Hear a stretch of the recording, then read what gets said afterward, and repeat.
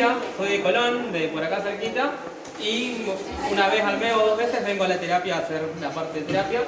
El año pasado me habían citado para tratar de dar el taller de soporte vital avanzado, y fíjense, esa palabra avanzado es algo muy específico de esto, porque no vamos a hablar solamente de la reanimación cardiopulmonar básica, de hacer compresiones, las vamos a hacer, vamos a rechequear y ver esa parte, pero no es lo más importante de hoy. Lo más importante de hoy es que diferenciemos como personal de salud el RCP. Nosotros se dictan talleres en todos lados de RCP básico, pero en todos lados termina compresiones, tratar de asegurar la vida aérea lo máximo que se puede y llamar al servicio de emergencia. Bueno, nosotros somos el servicio de emergencia, entonces tenemos que ver qué hacer con eso.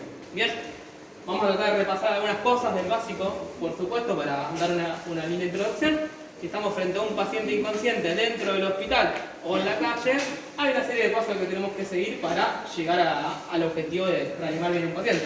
Primero, evaluar la seguridad de la escena. Dentro del hospital es muy sencillo, estamos en la guardia, estamos en la UTI, estamos donde sea, perfecto. Fuera del hospital es un poco más difícil, porque por ahí nos encontramos en la ruta, en el medio de un asalto, en un tiroteo o una catástrofe natural.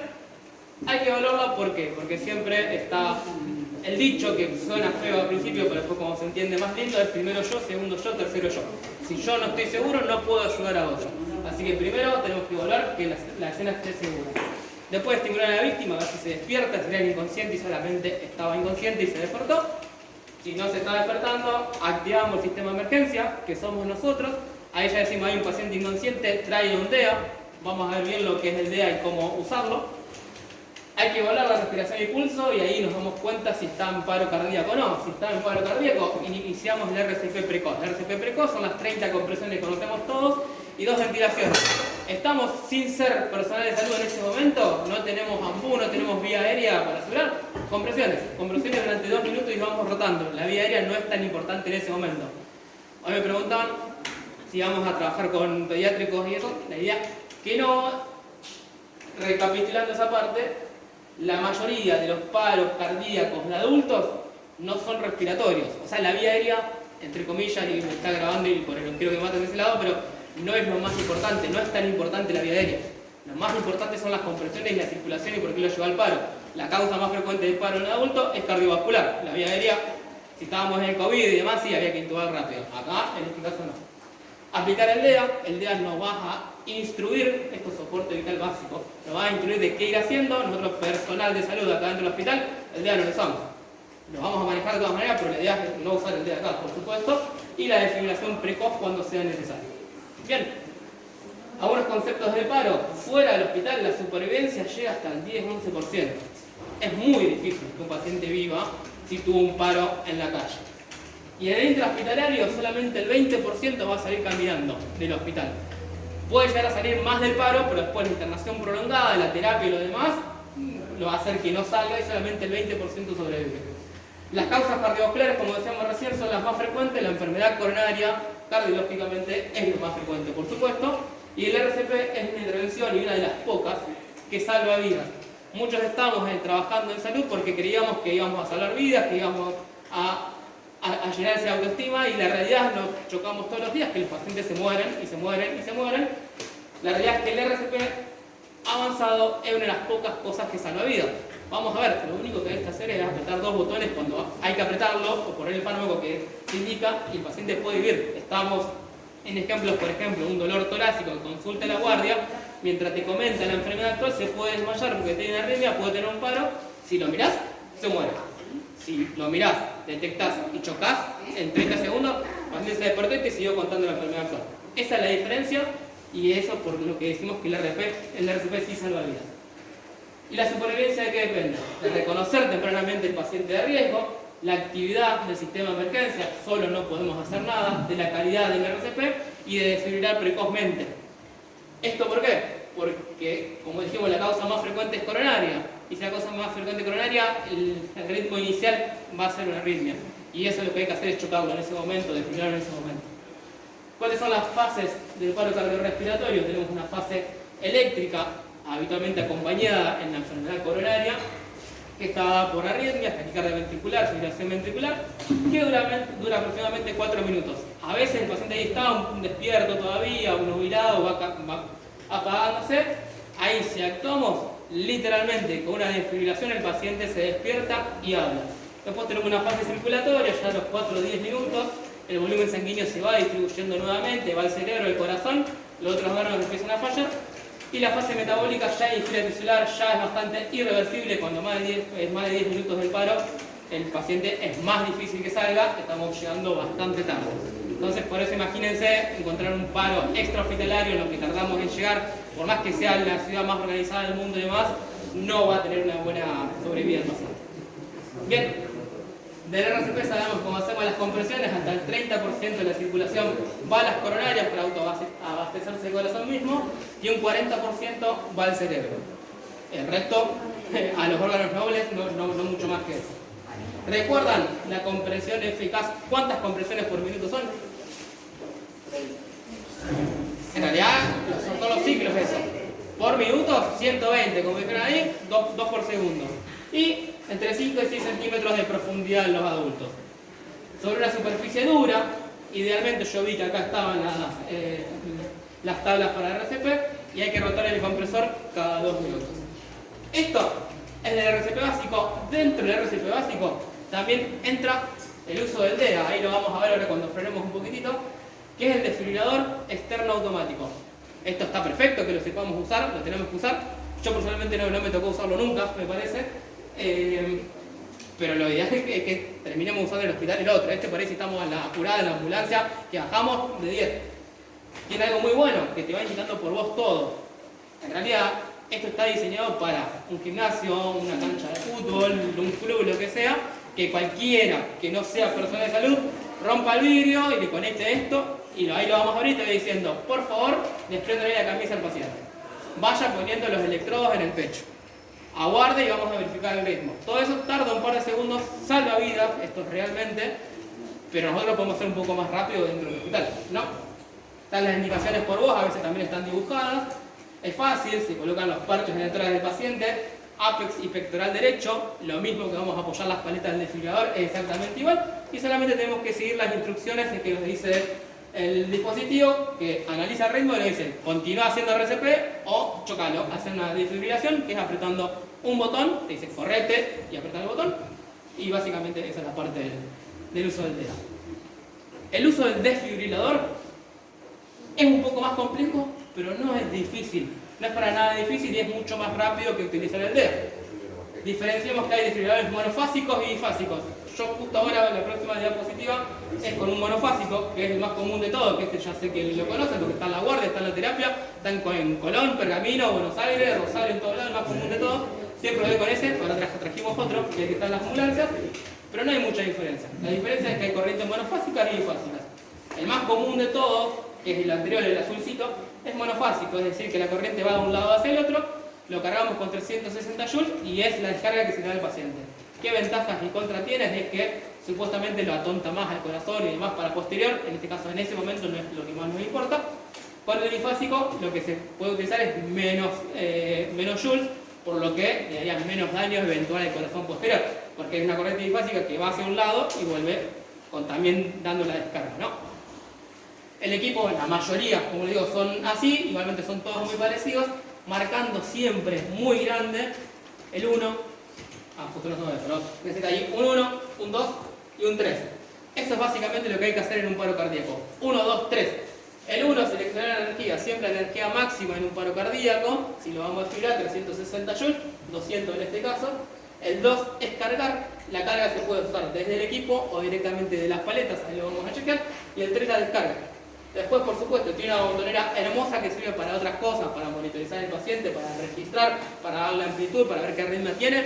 Eso, por supuesto, lo vamos a usar, pero en el paro cardíaco se utilizan el 1, 2, 3, el seleccionar energía, cargarlo y chocar. Bien, la botonera que decíamos recién, la pantalla nos va a mostrar siempre el ritmo. Esto es importante porque a veces el único monitor que vamos a tener es este.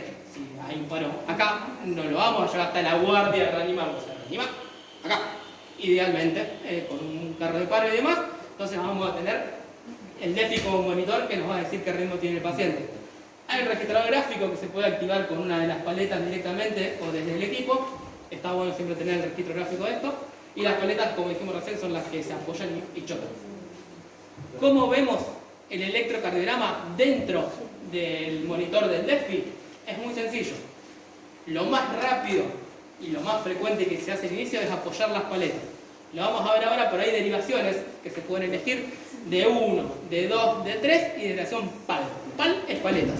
Entonces, en realidad este veo que lo tienen, el cable paciente a veces que se pierde, que no está tan a mano, que no tiene los electrodos, por ahí en la urgencia, lo más rápido para ver el ritmo, que una de las cosas más rápidas que tenemos que hacer, es apoyar las paletas en el paciente. Después, intraparo, alguien va conectando los cables y demás, pero al principio apoyamos las paletas y vemos la derivación, y después por supuesto el cable paciente, el rojo, amarillo, verde, que sabemos todos, y ahí ya no hace falta apoyar las paletas para ver el ritmo que tiene el paciente.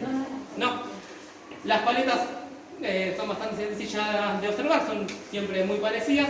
Fíjense que dice claramente el 3 de arriba que es la descarga, y tienen botones internos, que ahí están esos dos marcados. En el del Apex es para cargarlo, así que no solamente se puede cargar desde el equipo, lo podés cargar el que tiene a cargo el desfibrilador, aprieta un botón y se va cargando. Y el botón external es el de registro, muchas veces no tienen papel o directamente el DESFI no tiene esa función, pero también lo podemos registrar desde acá. Y los botones en simultáneo, los rojitos, apretar esos dos, se hace una descarga. Si estamos en un paro, en una desfibrilación, lo que tenemos que hacer es inmediata. Apretás y sale el disparo. En cambio, si es algo más programado, no es un paro, no es de esto, pero para saberlo, la manera sincrónica, que es una cardioversión, tarda un par de segundos porque tiene que sincronizar con el QRS. Y la desfibrilación, que estamos en esto, el 1, 2, 3 que dijimos, vamos a seleccionar la energía, vamos a cargar la energía que seleccionamos y descargamos oprimiendo los botones. Bien, en el medio hay que esperar que cargue, tarda un par de segundos. En ese momento deberíamos seguir haciendo las conversiones. Va aumentando el indicador de energía, hace un pip, destellan las paletas y bueno, ahí apoyamos las paletas en el ápex y en el pectoral derecho, siempre intentando que tenga gel antes porque si no se quema también la piel. Hay que alejarse del paciente, decimos aléjense que vamos a hacer una descarga. Lo va a manejar es el que tiene el desfibrilador, no hace falta que mientras esté cargando se vayan todos, sino que hay que seguir comprimiendo. Córranse, ahí lo descargo. El oxígeno que no tenga fugas en ese caso, hay un tono agudo, la luz encendida, se hace la descarga. Bien, chequemos un par de cosas de todo esto que era el RCP básico hasta acá, y vamos a pasar al avanzado, pero vamos a ver lo del DEA, lo del DESFI, y vamos a hacer compresiones. A ver cómo estamos si llegamos a los 2 minutos. Bien. ¿Lo habían visto al DEA? Los que trabajan más en la ambulancia y demás seguramente lo habían visto y demás. Es muy sencillo usar. No voy a abrir los electrodos de acá, pero básicamente hay que prenderlo. Modo adulto. Efectuar llamada de emergencia. Que active el Pegar sistema de los emergencia. electrodos uno por uno en el torso desnudo. Después de esto nos va a decir que hagamos compresiones o directamente está esperando que lo hagamos. Electrodos uno por uno en el torso desnudo. Nos dice directamente que peguemos los electrodos, hasta que no los peguemos no va a avanzar. Ahí va a analizar el ritmo, porque es básicamente lo que diferencia cómo continuar. Y si el ritmo es desfibrillable, que lo vamos a ver ahora, una taquicardia ventricular o una fibrilación ventricular, que con este no tengo un monitor, o sea, vamos a confiar en el que nos dice, te dice, hace una descarga, en este caso. No, que ese no tiene para hacer. Bien, este la hace sola. Lo hace sola. Es totalmente automático. Hay algunos que tienen un botón acá en el medio que dice hacer la descarga vos. En este caso, la hace, dice correte, que hago la descarga, se hace, y si no fuese desfibrilable o inmediatamente después te dice continúa con las compresiones. Hay que hacerle caso a lo que dice. Por eso mucha decisión no tenemos nosotros y tal vez tarda un par de segundos de más. Por eso es que si hay que elegir, yo elegiría este, que es el que tenemos que saber usar. Pero este nos salva todas las vidas, más que nada la gente que no es del sistema de salud, básicamente. Bien, y el desfibrilador, lo que tiene este, que habitualmente está en las ambulancias también, tiene una función de DEA, por si en algún momento no estamos seguros de lo que estamos haciendo y demás, también tiene una función de DEA, que asumo, no sé si en este caso no lo pruebo, no te va a hablar, va a decir exactamente lo mismo, que apoyo el electrodo y demás. Y después tiene, fíjense, carga solamente hasta 200 joules, el solamente entre comillas, porque en realidad son 400 del monofásico, son el 360 del otro. Y es lo mismo, tiene, sin conocer la fotito previa, tiene el 1, el 2, el 3, seleccionar la energía, que siempre va a ser al máximo en el caso de un paro, lo vamos a cargar y después vamos a chocarnos. Habitualmente, lo interesante de esto es que el choque no se puede hacer desde acá. Generalmente se hace desde las paletas.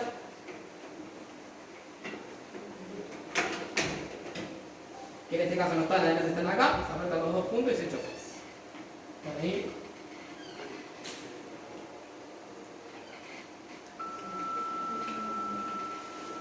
Esa es la carga, va a llegar una carga, esos 200 joules, si aprieto los dos hace una descarga. No lo vamos a hacer en el aire, no hace falta hacerlo en el aire, porque se buscan las paletas entre ellas.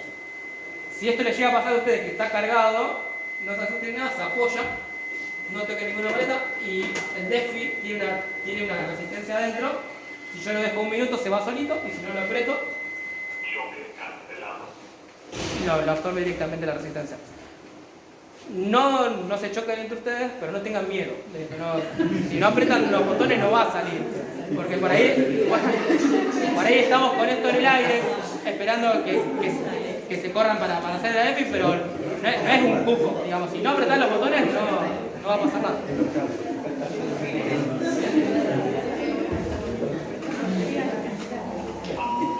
Bien, ahí lo pagamos. Somos un montón, pero vamos a tratar de hacer compresiones a ver si la parte del RCP básico la vamos encarando bien para después practicar lo que es el RCP avanzado, que es lo que vamos a ver ahora. ¿Les parece?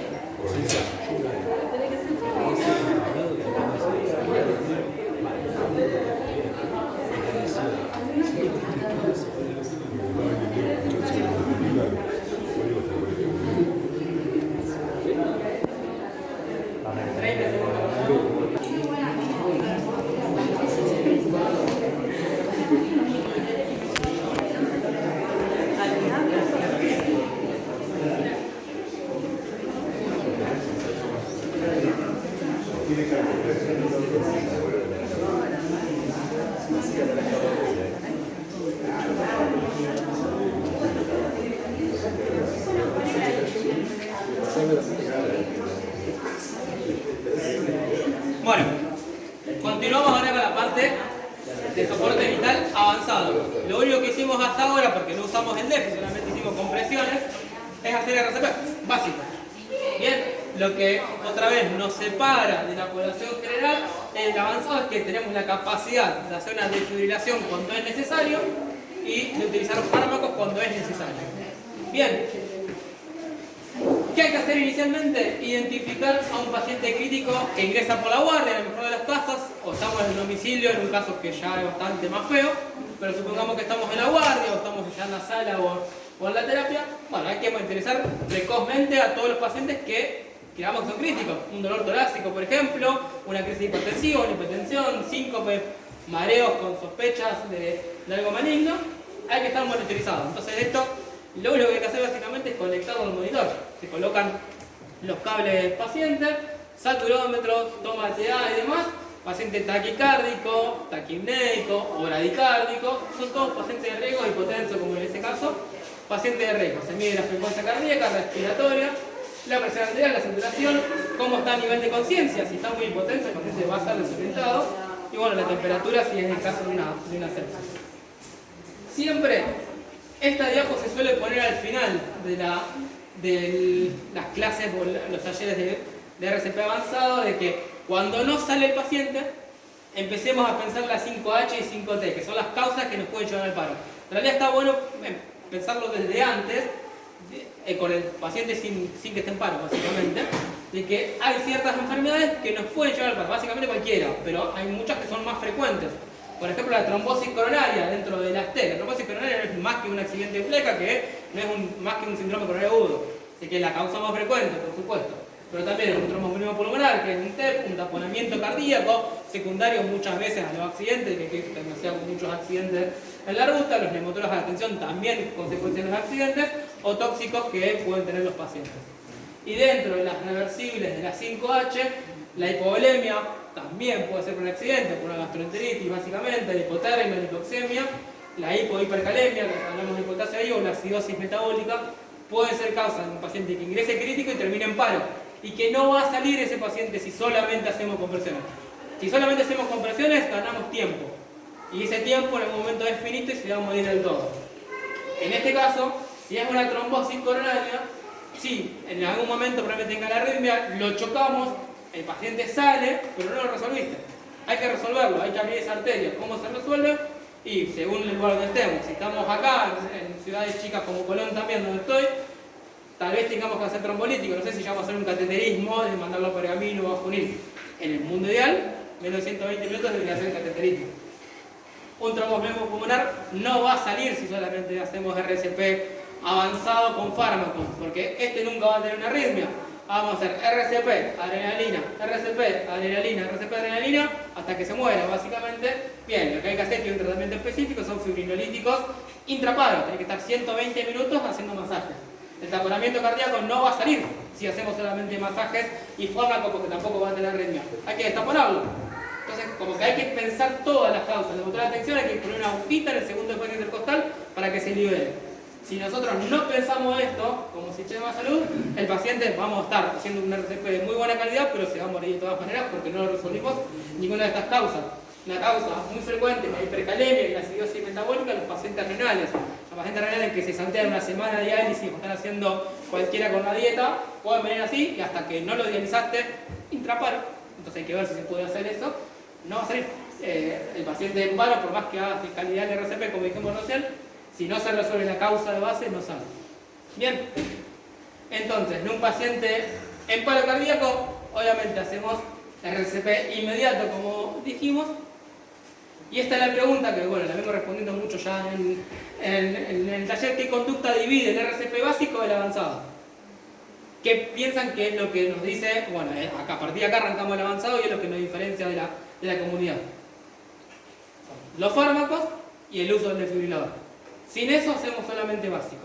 Bien, entonces, ¿qué hay que hacer inicialmente? A ver, hicimos el RCP, comenzamos con el RCP, perdón, apenas detectamos que estamos frente a un paro, se activó el sistema de emergencia, todo divino, se vino con el carro de paro, todo.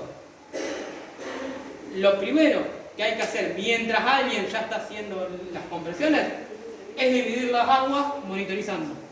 Hay que monitorizar lo más rápido posible. Esto significa, si alguien hacer las compresiones y va 15 segundos, solamente 15 segundos, y alguien ya vino con un monitor o con el DEFI para usar el monitor, frena el que está haciendo las compresiones y viene otro, no espera los 2 minutos. O sea, no hay que esperar, lo más precozmente hay que monitorizarlo, porque esto nos divide las aguas en 2 grandes grupos. ¿Y qué es lo más importante de todo? Esta es la parte más importante del RCP avanzado. Nos divide en ritmos desfibrilables o ritmos no desfibrilables. ¿Usamos el desfibrilador o no lo usamos? Si usamos el desfibrilador, a veces hasta parece una buena noticia, porque parece, si es un síndrome coronario agudo, si es una trombosis coronaria, tal vez nos estamos agarrando re temprano, y lo único que hay que hacer es apretar esos 2 botones juntos a la vez con una buena técnica y el paciente sale. Si es un ritmo no desfibrilable, por ahí va a ser un poquito más difícil que termine saliendo, pero básicamente nos divide las aguas. Ritmo desfibrilable, chocamos, ritmo no desfibrilable, continuamos con el RCP y ya empezamos a pensar en los fármacos. Bien, los ritmos desfibrilables básicamente son 2. Lo único que tenemos que saber 2 ritmos. La fibrilación ventricular es un ritmo muy desorganizado, fíjense que ahí no se ve ningún QRS, no aparece nada, un ritmo eléctrico horripilante. Por supuesto, el paciente en paro, no existe FB con pulso. Esto es solamente fibrilación ventricular totalmente en paro, un ritmo desorganizado. Estos ritmos desfibrilables, vemos esto, chocamos. No es que se hacen 2 minutos de pena, vemos esto, se choca. Bien, y si no, puede aparecer un poco más linda y ordenada la taquicardia ventricular. La taquicardia ventricular es previa, si se quiere, la fibrilación ventricular. Hay veces que tienen pulso los pacientes con taquicardia ventricular, que ahí no desfibrilamos, ahí cardiovertimos, pero no estamos frente a un paro, por eso no es parte de este taller. Si tenemos un paro, o sea, una taquicardia ventricular sin pulso, hay que desfibrilarlo. El ritmo es un poquito más lindo, como se ve ahí, básicamente. Bien, bueno, ahí mientras se va cargando el desfibrilador, que tarda como 10 segundos, que es lo que vimos recién, hay que realizar las compresiones, pero apenas se carga, el que está haciendo las compresiones se corre y hacemos el choque porque es lo más importante de hacer. Se realiza la descarga de 360 joules, 200 con este que es un bifásico. Inmediatamente después de hacer la descarga, no me fijo ni siquiera si está despierto el paciente, no me fijo en nada. No me fijo el ritmo, o sea, choco, me corro y siguen las compresiones. Cuando mucho, en el mejor de los casos, si se despertó el paciente y salió del paro, te dice pará de hacerme mal. Pero las compresiones se hacen inmediatamente después. Después de los 2 minutos, con el 32, todas las compresiones hechas juntas en 2 minutos, volvemos a chequear el pulso y el ritmo. Solamente en ese caso. Bien, cuando terminamos los 2 minutos. Y ahí ya estoy buscando, porque esto, fíjense que pasó al minuto 0. Encontramos un paciente en paro, lo monitorizamos, tenía un ritmo desfibrillable, lo chocamos, no pasó nada, en ese momento hicimos todo a la vez. Se va buscando una vía periférica porque ya tengo que pensar qué fármaco le doy a este paciente. Ahí lo vamos a ver. Bien, en los ritmos no desfibrilables la situación es un poco más compleja y un poco más fea habitualmente porque son pacientes más complicados que un coronario. La actividad eléctrica sin pulso es, por definición, cualquier actividad eléctrica que no sea una taquicardia ventricular y que no sea una fibrilación ventricular que no tenga pulso. Esto, que parece bastante ordenado, un QRS que podría ser tranquilamente un bloqueo B completo, si no tiene pulso, no es un bloqueo B completo. Si no tiene pulso, es una actividad eléctrica sin pulso, un paro con ritmo no desfibrillable. Y también puede mostrarse así, parece un ritmo sinusal normalito, pero si esto no tiene pulso, es una actividad eléctrica sin pulso. Entonces nos podemos encontrar con esto, o algo no tan lindo, que esto puede ser tranquilamente un TEP. El tromboembolismo pulmonar se puede presentar así. Bien. Y el otro ritmo no desfibrillable que existe, que no puse uno animado porque está habitualmente mal, es la sistolia. Puse a propósito una foto. La sistolia no es una línea recta. Nunca. La sistolia tiene esa ondulación media feita, no es que es una onda, sino que si solamente se ve esto, está desconectado, básicamente. La sistolia se ve así. Hay una pequeña ondulación. Bien, si estamos frente a un ritmo no desfibrillable, habíamos empezado a hacer las compresiones, bueno, continuamos haciendo las compresiones durante 5 ciclos en 32 o los 2 minutos seguidos, y ahí reevaluamos ritmo y pulso y vemos qué fármacos estamos haciendo, porque hay que colocar la vía periférica para hacer la medicación endovenosa, que vamos a chequear bien cuál es, pero en este caso se hace al minuto 0 también. Bien, y acá pasamos a lo que es la ventilación, como les decía que muchas veces no es lo más importante dentro de un paro, pero por supuesto, dentro de un equipo de salud tenemos que darle bola a la vía aérea. Tenemos que saber de que la ventilación tenemos que fijarla correctamente. Habitualmente utilizamos el AMBU, es lo más rápido para colocar. Habitualmente, fíjense que esto es una máscara que va a la cara. El AMBU conectado al oxígeno, se infla esta bolsita, hermoso.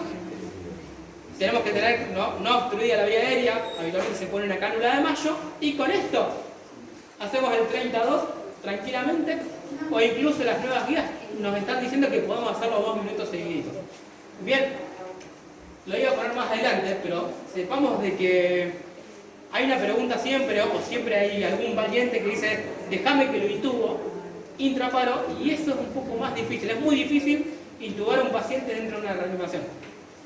Hay veces que es necesario, por ejemplo en el COVID era necesario, de que colocar el tubo lo más rápido posible. Pero la mayoría de veces si es una enfermedad coronaria no es necesario intubarlo rápido. Y tal vez ese que dice lo intubo rápido no lo está haciendo tan rápido y te frenó 20 segundos, 30 segundos la reanimación y perdiste lo más importante que era la compresión. Entonces con esto, en una cánula de Mayo, alcanza.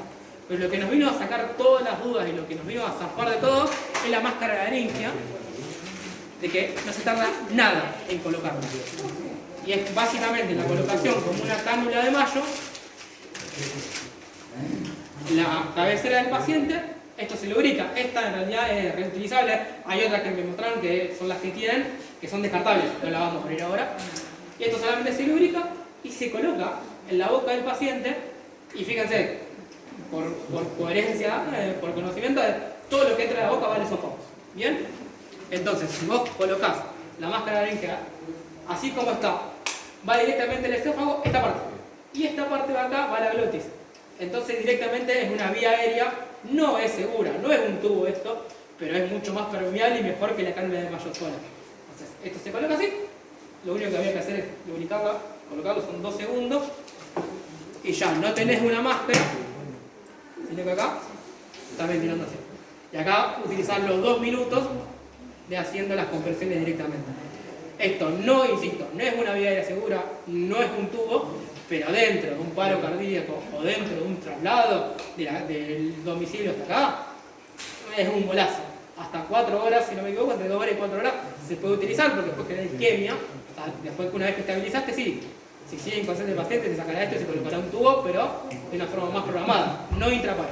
Bien, esa parte es importante. Lo que decíamos que si no tenemos una vía aérea segura, tenemos que tener cuidado con el oxígeno, más que nada la fuga de oxígeno, porque estamos utilizando corriente, hay que correrse por lo menos 1 metro del lugar. 1 metro del paciente y siempre dejar la bolsa bien conectada al tubo o lo que sea en ese caso. Bien, acá está la pregunta, ¿cuándo colocar una vía aérea segura durante el paro? No, no está definido en ningún momento, demanda unas pausas muy largas en la compresión, de que si no es lo principal, no había que hacerlo básicamente. Los pacientes se pueden ventilar adecuadamente con una bolsa tipo ambú, y si hay que hacerlo, lo tiene que hacer el más experimentado posible y la pausa debe ser de menos de 10 segundos. Así que hay veces que algunos médicos muy entrenados, los anestesiólogos por ejemplo, o los terapistas, la intubación es muy rápida, pero tiene que ser antes de los 10 segundos, es más difícil. Bien, y ahí puedo hacer la ventilación simultánea en 8 o 10 segundos con las compresiones, como hicimos recién allá, 2 minutos de compresiones. Si no, tenemos que hacer los ciclos de 30 a 2, que es un poco más engorioso. Acá está la máscara de hija que decíamos recién. Estas son las fotos de esta que es reutilizable, hay distintos tamaños, hay para niños también. Pero bueno, esa es la parte de vía aérea. Insisto, no es lo más importante, es importante, por supuesto. Bien. Frente a un paro cardiorrespiratorio, para incrementar la supervivencia que ya vimos que era bajísima, hay que hacer un RCP temprano de alta calidad. ¿Cómo se hace un RCP temprano de alta calidad? Arrancamos las compresiones, monitorizamos y dividimos las aguas rápidamente. Desfibrilable, FB o TB, o no desfibrilable, asistolia o actividad eléctrica sin pulso. Si es un ritmo desfibrilable, lo chocamos. Y cuando lo chocamos, empezamos a pensar en los fármacos. Si es asistolia, actividad eléctrica sin pulso, es no desfibrilable, pensamos qué causa, qué pasó a este paciente, está séptico, por qué tiene un paro, y empezamos a evaluar los fármacos. ¿Cuáles son los fármacos? No son difíciles, son muy poquitos. Son vasopresores y antiarrítmicos. El vasopresor por excelencia que vamos a utilizar es la adrenalina. Entonces, como equipo de salud, lo que hay que hacer, sí, si hay minuto cero, no te vas a cargar 10 de adrenalina, pero carga una, se va haciendo cuando lo indica el líder del equipo, pero lo va a utilizar durante todo el paro, se cargan 10 de adrenalina. Y ahí se va pasando de a 1 centímetro. Y los antiarrítmicos, que son amiodarona o lidocaína. Los vasopresores, la adrenalina, tiene vasoconstricción sistémica, aumenta la perfusión coronaria y cerebral, que es lo que queríamos hacer del RCP. Es neutrópica positiva, cronotrópica positiva. Hay un mayor retorno a la circulación espontánea y llegada al hospital, o sea, los pacientes viven más inicialmente, pero hay menor alta hospitalaria. Básicamente esto es porque son pacientes más graves, solamente eso. Y los antiarrítmicos se utilizan cuando hay taquicardia ventricular, oxidación ventricular refractaria. Y esto facilita la desfibrilación. No es que de cardioabierto desfibrila por sí solita la neurona, sino que después del tercer choque, que lo vamos a ver ahora, para el próximo choque con la neurona dando vuelta, es más fácil que salga. ¿Bien? Y esto sí mejora la sobrevida a corto plazo. Entonces, frente a un ritmo no desfibrilable,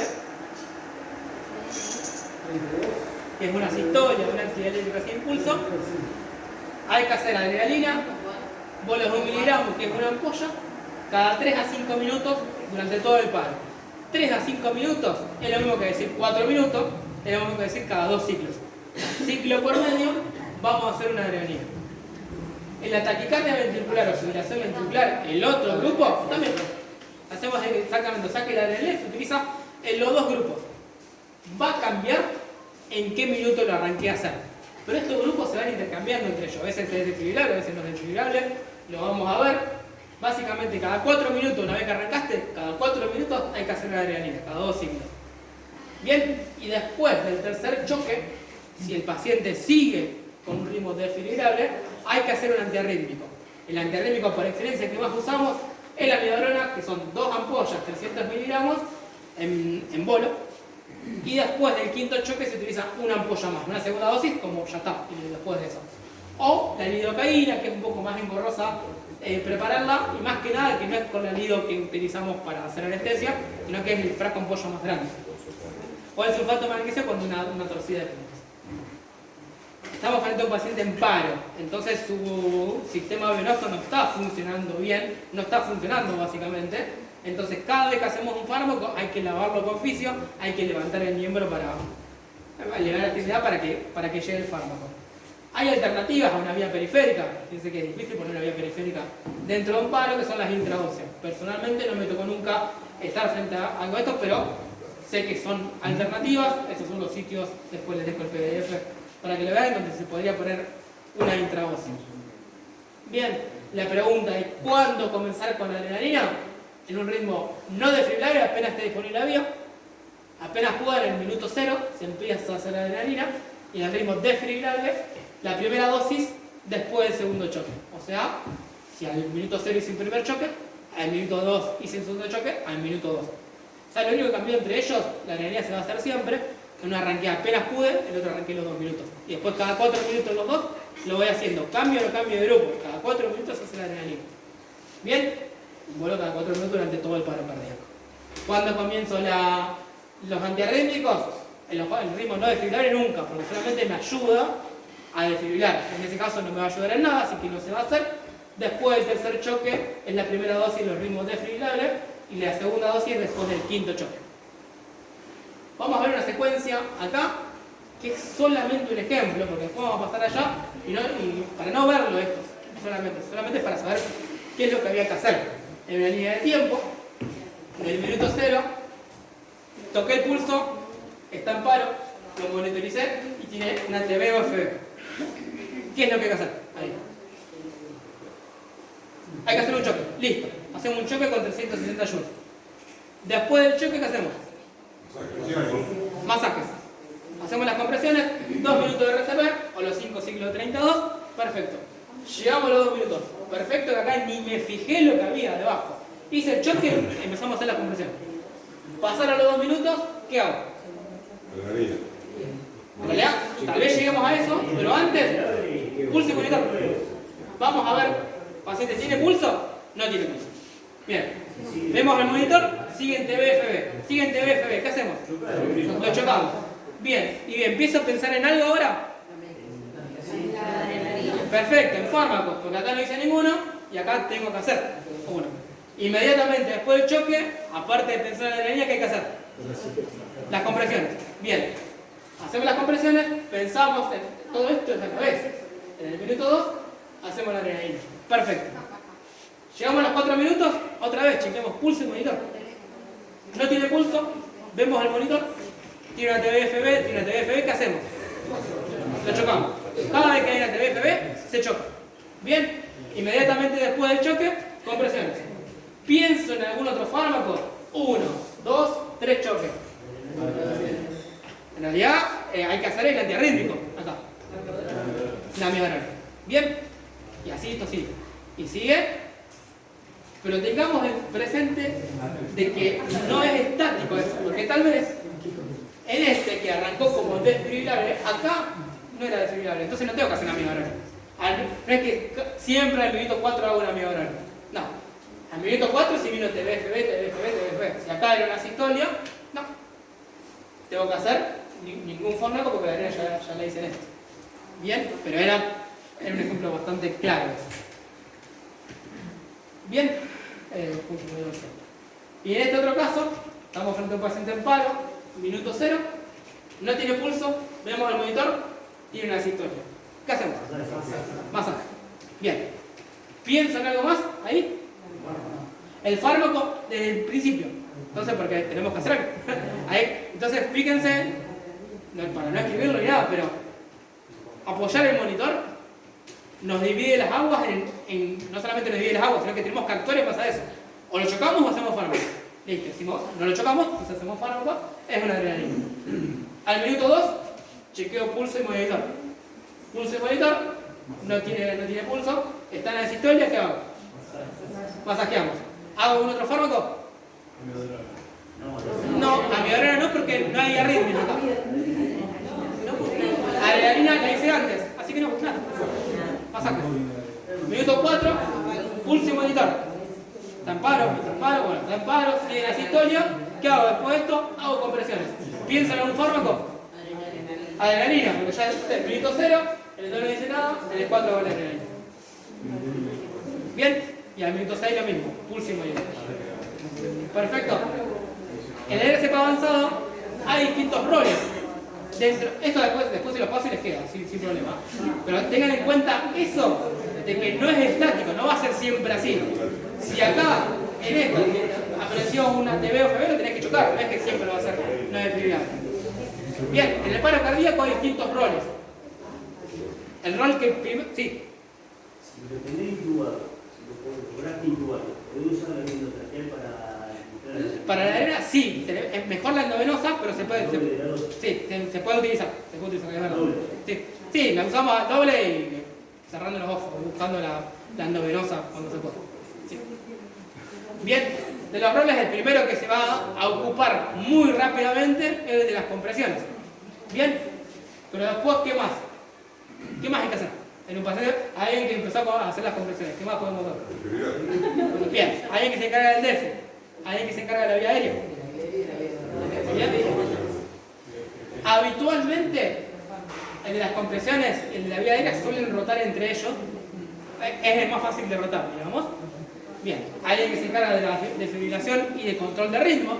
Es decir que cuando descansamos, que no estamos descansando, cuando no se están haciendo las compresiones y checamos el ritmo, el que usa el desfib es quien está viendo, ¿no? Insisto, el monitor puede ser el del desfibrilador o si estamos en la guardia, el monitor común. Conectando los cables, el monitor común. En este, apoyando las paletas solamente si es el inicial. Si dentro de 2 minutos que empezaste a hacer las compresiones, idealmente hay que poner el cable paciente. Como primer signo para llegar y hacerlo lo más rápido posible, apoyar las paletas. Pero después hay que hacerlo un poco más prolijo. ¿Bien? ¿Otro rol? ¿De acá?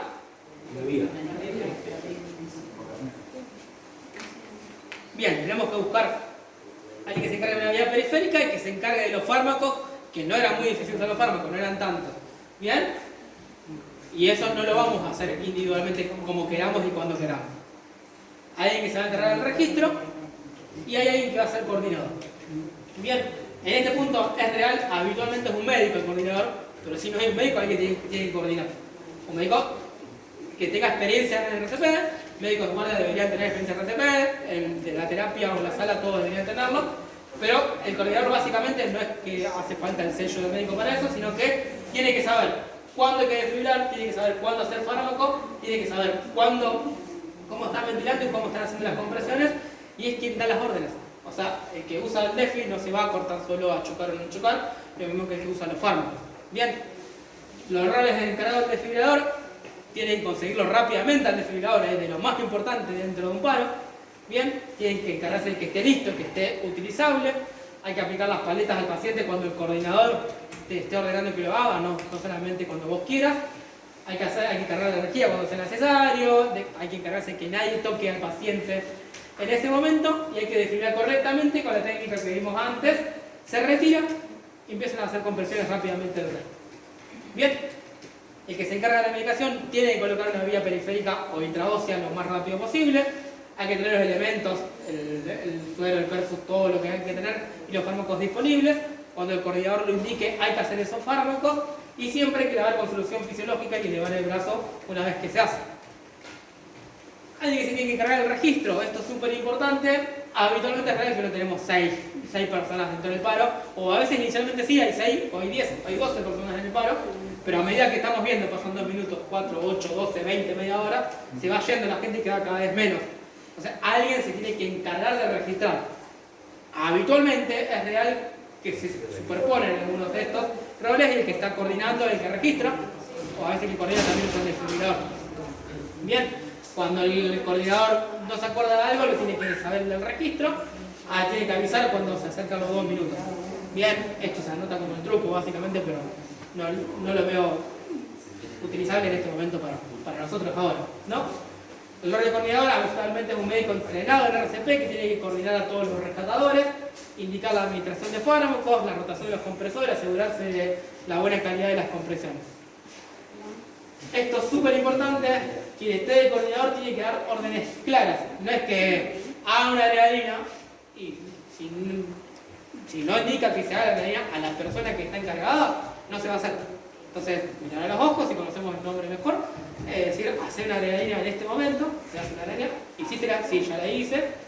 Las órdenes tienen que ser claras y concisas, ¿bien? Y tiene que asegurarse de que esa orden esté cumplida. Y hay una situación especial que siempre la ponemos porque es muy linda, en realidad es muy satisfactoria, que es cuando un paro presenciado. Y es mejor cuando es en la guardia.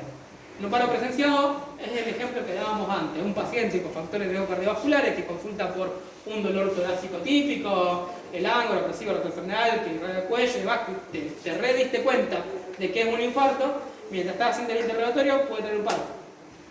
Ese que te hizo el paro en la cara y que te hizo una arritmia en la cara, bueno, como teníamos la fase del paro, teníamos hasta 4 minutos en la fase eléctrica, se puede intentar hacer más de un choque. Bien lo que les dije antes, que chocábamos, nos corríamos y hacíamos compresiones. En este caso específico del paro presenciado, bueno, podemos hacer hasta 3 choques consecutivos si el desfibrilador está disponible ahí en la guardia, ¿no? Si continúa el paro cardíaco después de los 3 choques, hacemos el protocolo para RCP. Que es decir, ya pasaron 3 choques, entonces tengo que hacer la migraña. Ya pasaron 0 minutos, entonces la adrenalina la hago el otro. ¿Bien? ¿Se entiende? Para el uso de la adrenalina, considerado como un solo choque, a los 2 minutos hago la adrenalina. Para el uso de la media adrenalina, lo considero como 3 choques, lo hago en ese momento. Bien, la pregunta de siempre, ¿hasta cuándo continuar? Bien, no hay una respuesta sencilla o coherente para eso. Hay criterios para suspender el RCP, cuando la sistolia dura más de 20 minutos y acá dice, bueno, hacemos 20 minutos y hasta acá llegamos. Bien, sí es verdad que se hace como mínimo 20 minutos, pero siempre y cuando no creas que lo puedas sacar. Si vos pasaron 20 minutos y hay algún indicio de que el paciente pueda salir, seguimos. Si seguimos, le vamos a seguir. Bien, pero si hay asistolia durante 20 minutos y la causa no la sabemos, y bueno, sí, no va a salir ese paciente. Si hay agotamiento de los rescatadores o directamente inseguridad, como decíamos otro, evaluar la seguridad del paciente, de la escena, perdón. Si hay inseguridad para los rescatadores, se tiene que suspender el RCP. Si después de 30 minutos no hay retorno a la circulación espontánea, se puede suspender. Y hay muchos criterios de mal pronóstico, si es una persona de edad avanzada, si hay falla multiorgánica, si hay una neoplasia avanzada, si hay un trauma mayor, si es una ACV, si es sepsis, es más difícil que salga. Y cuando prolongamos el RCP, y si hay un paciente joven, habitualmente lo prolongamos muchísimo más que en otros pacientes, y si pasaron 20 minutos, 30 minutos, pero siguen TB o FB, yo creo que nadie va a cortar acá, sino va a seguir chocando y chocando hasta que pueda salir o no salir, hasta que pase otra cosa. ¿Bien? Y siempre pensar las causas reversibles que nos hacen hacer una prolongación del RCP, por ejemplo el TEP que decíamos recién, vamos a tener que hacer RCP durante 90 minutos mientras se administra el fibrinolítico, cuando hay hipotermia profunda, cuando hay tóxicos y demás, puede ser que tengamos que prolongar el RCP. Los cuidados posparo, bueno, hay que optimizar la función cardiopulmonar, la tisular, tiene que estar probablemente, si quedó inconsciente, tiene que estar intubado, hay que ver si precisa vasopresores, hay que ver la causa que lo llevó al paro y tratar de corregirla. Bien, hay que trasladarlo si no estamos en un lugar de referencia para esto. Hay que tratar los síndromes progresivos agudos si esa fue la causa del paro, que es lo más frecuente, y hay que evaluar las otras causas corregibles del paro. Bien, controlar la temperatura, porque la hipertermia sería maligno en este caso, así que hay que bajar la temperatura. Evitar el fallo multiorgánico que es inmediato, por ejemplo la falla hepática, la falla renal, que puede pasar, así que hay que seguirlo de ese lado. Bien, si no me equivoco, quiero que esa es la parte teórica. Bien. No sé si tienen alguna duda o algo, o pasamos un poquito, si quieren, si alguno se quiere quedar, a hacer un par de simulacros de casos avanzados.